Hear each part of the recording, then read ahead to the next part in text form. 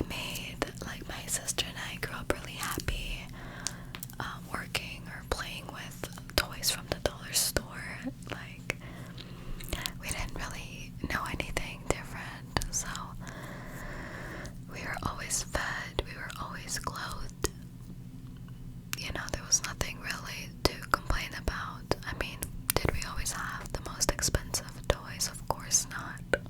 Never. But if you can't miss what you never had, you know. But because we grew up in a low income neighborhood, it was a predominantly Hispanic neighborhood, Latino neighborhood. We ended up going to our neighborhood elementary school, and that school was so bad. It got little to no funding, and at least while I went there, the two principals that were there when I was attending that school stole funds from the school, so it's like the little that they got was stolen. Don't ask me how that works. I honestly do not know. I never really looked into it, but it was something that was known. But anyway, for 8th grade, when we were graduating, we got to go on an 8th grade school field trip. You know, you get like a dance and stuff, and so we got an 8th grade dance, sort of like a prom thing. We got to go to Navy Pier, and they took us to jail. So a lot of my fun facts, like when people are like, oh, like, what's a fun fact about you? Mine is always, I've been to jail, and people look at me like clutching their pearls and their purses, like, who do we hire? Like, but it's really that. In 8th grade, they took us to a field trip to jail. I guess like as a scare tactic type of program, since, you know, they really believed that we would all end up in a gang or whatever. But anyways, when I was trying to get into high school, I thought that I was smart. I had really good grades. I had all the certificates, and when I tried to apply to private high schools, because my mom always told me, you're going to go to college, you're going to go to college, it's not even an option, you're going to college. So I was like, alright, then let me go to a good high school so I could get to a good college, you know. And yeah, when I was applying to private schools, I took the entrance exam, and compared to the rest of Chicago, my age, I was stupid. I'm not gonna lie, it was real low scores, y'all. Like, oh, so bad. So that was my first slap in the face reality check of, it doesn't matter how much I tried or how smart I thought I was. If the school didn't give me the tools, knowledge, or information, then other schools that did, like, those students are going to do better no matter how hard I tried. And that was so difficult for me to reflect on, was that there was nothing I could do to make a difference. Like, it was really just where I grew up. So, first taste of inequality right there. But anyway, I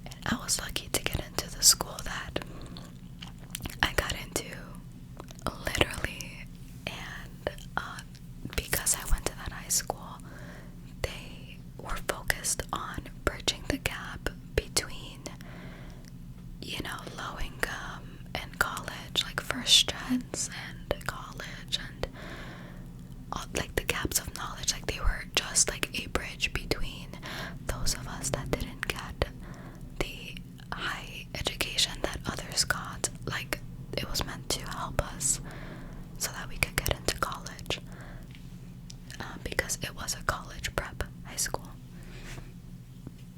So I get into that high school, and based on my entrance exams, I am in all regular classes, and by the end of the year, the following semester, I'm in all honors and AP from then moving forward, because I was hungry for knowledge. I was a nerd. I just do well in school. The school system caters to my learning style, and so in high school I did pretty well. I ended up doing a non-for-profit organization that paid for me to go to Skidmore College my sophomore to junior year summer. I went to Skidmore College in Saratoga, New York, took a few college level courses. That was my first exposure to college and white people. That was my first time really feeling a culture shock. Like, not everyone knows, like, Spanish. Not everyone knows what's going on in, like, the Mexican culture. Like, I was exposed to a lot of different people because I grew up in a bubble, and so that was really interesting. And then the summer between my junior and senior year of high school, I went to the University of Maryland, and again took some college courses there. Like I said, all expenses paid, and I got additional ACT prep, and so my ACT score ended up being a 31. I think I still remember the breakdown. I think I got a 34 in the reading writing portion, like a 32 in math, a 27 in science. The science is what's killed me. If I had gotten a 28 in science, I would have gotten a 32, but anyway. I forgot what the other ones were, but yeah, like I got like AP test. I think I got a 4 in AP stats. I don't remember my calc, and Spanish, of course, I got a 5. I am fluent in Spanish, reading, writing, speaking.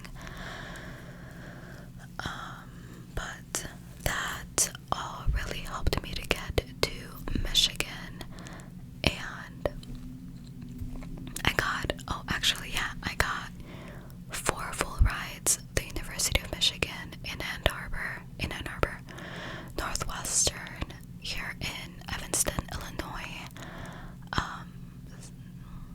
Kenyon College, and I forgot the 4th one. Come on. How did I forget the 4th one? Oh, Lafayette. How could I forget Lafayette College in Pennsylvania? And that was the one that I really wanted to go to. Like, I was trying really hard to get into Lafayette. And quick funny story. Like I said, I am a first generation college student. I am actually first generation in this country. Both of my parents were born and raised in Mexico and came here when they were around 18 years old. Met at 20, but whatever. And so I got to high school, and they're like, what colleges do you want to go to? And I'm like, I don't know. This one sounds cool. And I thought I wanted to go to a small liberal arts university because a big school sounded a little scary. And so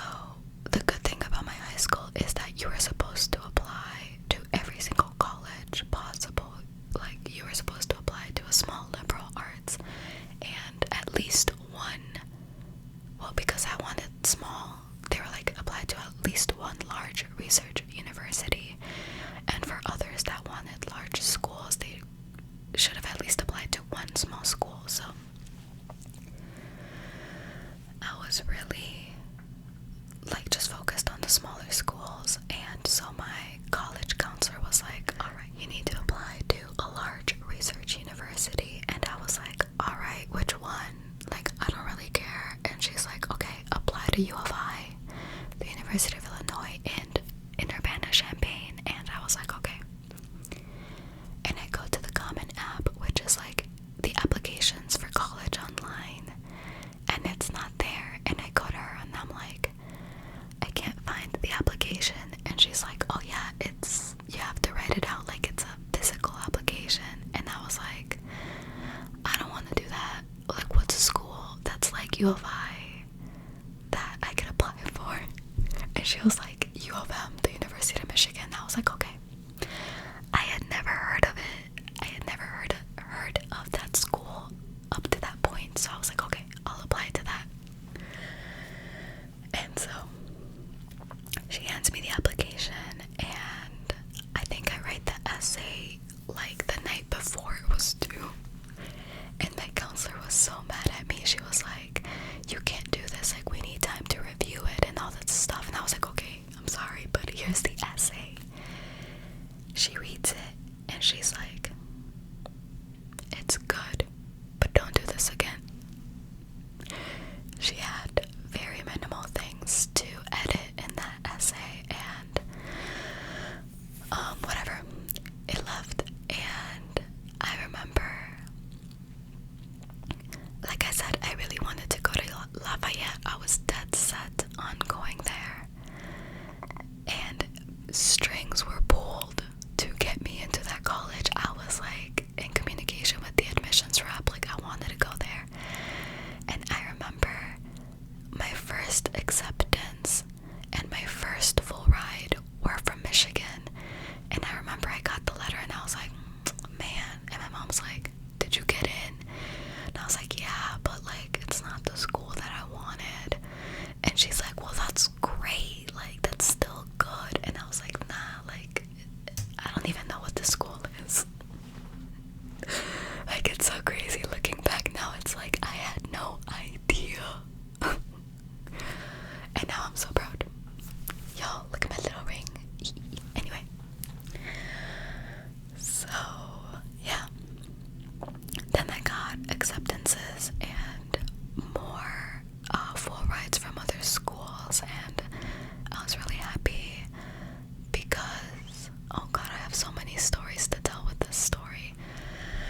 But I remember when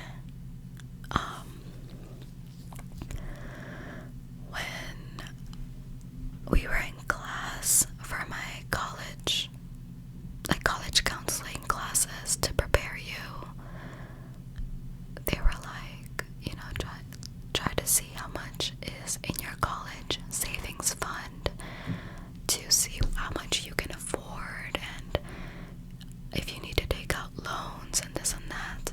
And so I'm like, oh, college fund. You know, my parents always said I need to go to college, so let's see how much is in that. So I remember I went home to my mom and I was like, hey ma, how much is in my college fund? And she looks at, like, I think she was like doing the dishes, like I don't even think she turned to look at me, and she's like, what's that? And I was like, well, you know, since I was a baby, did you guys, like, how much have you guys been saving so that I can go to college? And that's when she looks at me, she's like, nothing. She's like,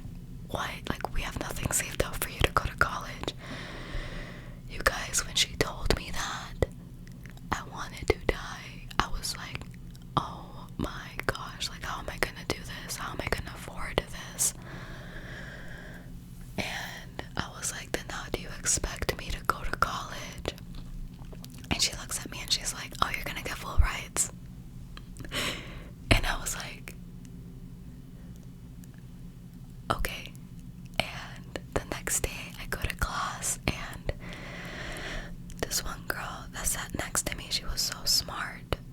And so I look at her and I was like, hey, do you know how common it is for people to get full rides to college? And she's like full rides, like all expense paid. I was like, yeah. She's like, oh, that never happens. And I was like, damn it, like, I'm not going to college. Like, and I don't know what I was thinking. I don't know what continued to drive me, but thank God I continued to keep pushing. Like, and I want to say that, no, you know what, I'm not even gonna go there, but like, it's crazy. It did work out. I did get 4 full rides. I did get accepted into 5, and I don't know how many waitlisted me, and I did get rejected to a bunch of other schools, but still, it was like a blessing. But the reason I chose Michigan is I visited all of the schools before I made my choice. Also, all expenses paid. And as soon as I stepped foot in Michigan, I fell in love. I fell in love with the culture. I fell in love with the campus. They say go blue, and blue is my favorite color, y'all. Like, could there have been more? Like, it was perfect. It was perfect. And I was also trying to leave the home. Like, I didn't want to be near my parents. I love them, but I wanted independence. If you're Latina, you know. But yeah, so I thought it was perfect. And then I go to Lafayette, and no hate, but it was just brown and sad and small and old looking, and they had a rivalry with Lane or something, Lee College, and like that was the most exciting thing that I saw there, and I didn't like it, and so I was like, Michigan all the way. And only once I actually went there, like, did I start realizing, oh, this is kind of a big deal. But yeah, anyway, all that to say that I got a lot of help. I had the odds stacked against me, you guys. Like, low income, upbringing, immigrant parents, and not even like the rich immigrant parents, y'all. My parents came from nothing. Like, my dad starved when he was a kid. Like, they genuinely came from like dirt poor poverty. Like, Mexican poverty is next level to United States poverty. So and just, I grew up around gangs and like all that stuff, and really terrible influences, and somehow I managed to get through some things. But I feel like if I hadn't had all the help that I got getting to college, it wouldn't have been such an amazing experience that I had. Now, working in higher education, I realized how blessed I was. But not to say that college wasn't difficult and like what some of the most stressful times of my life, it definitely was. But I still got to enjoy it. But anyways, I came into college thinking I wanted to be a mathematician or a statistician because I was good at it, and you make a lot of money with those professions. But I remember in one of my stats classes, I think it was a calculus class, my professor was like teaching us, and then he's like, do you guys want to learn something cool? Like, this is a problem. Oh gosh, my hands are dry again. But he was telling us about a problem in the math world that no one has solved yet, and he proceeded to show us how far he's gotten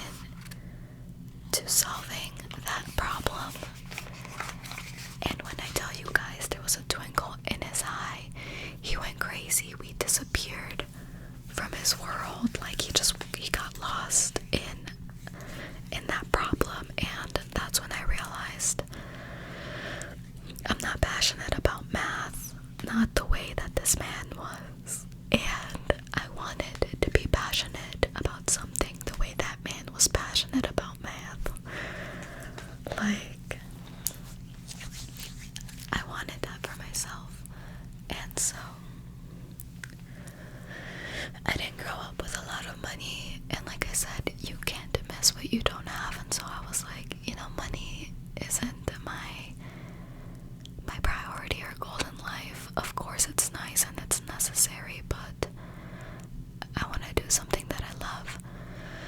And so I started looking around different classes, wasn't sure what I wanted to do, and of course I took sociology classes and I loved them. I took cognitive science, but I hated it. I took psych and I hated it.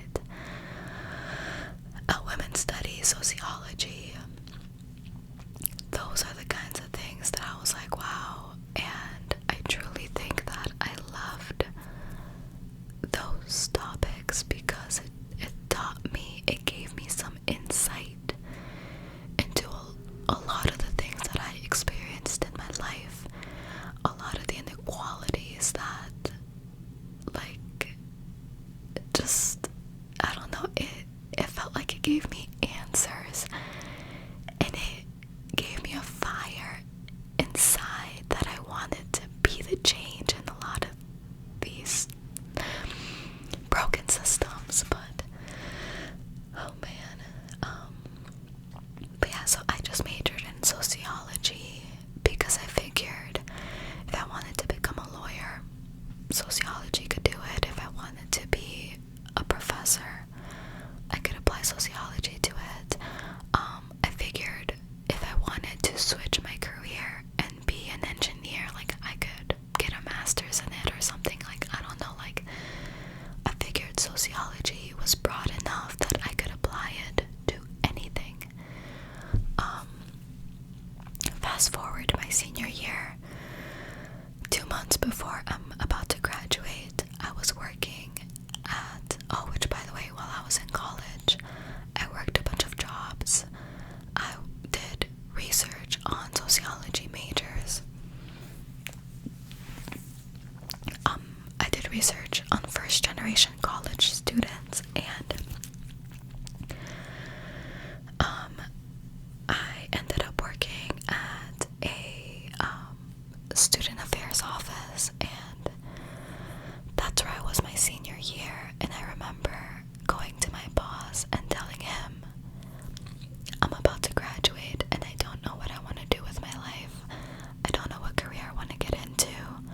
I thought I wanted to be a teacher or a professor, but I actually got a few teaching positions and I did not enjoy them at all. So I don't think I want to teach, but I don't know what I want to do.